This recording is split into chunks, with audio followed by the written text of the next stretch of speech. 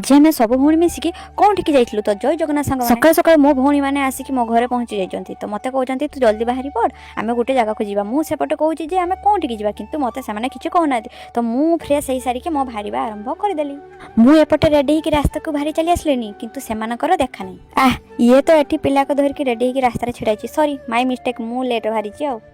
आज बाहर एते जोर खरा देथिला तो सोई नोथला मु मोर स्कार्फटा थिला मथारे देकी चालुथिली आ हाय रे मते तो एमाने हॉस्पिटल नहीं के आछंती मु जो जिनस को डरे से माने मते सेठी की नहीं के आछंती चलो एडजस्ट तो करते पड़िबो आ छुआर देह भल नथला बोली डॉक्टर चेकअप होथला आ मु गुटे कोणरे छिडाइली हॉस्पिटल आमे जल्दी भारी आसिकी आगे चली आसलु आइसक्रीम दुकान को कारण आज एते जो खरा देथिला तो आइसक्रीम खाइबा तो हमर गोटे सुनिश्चित तीन माकड़ी पई तीनटा आइसक्रीम आमे आई नेथलु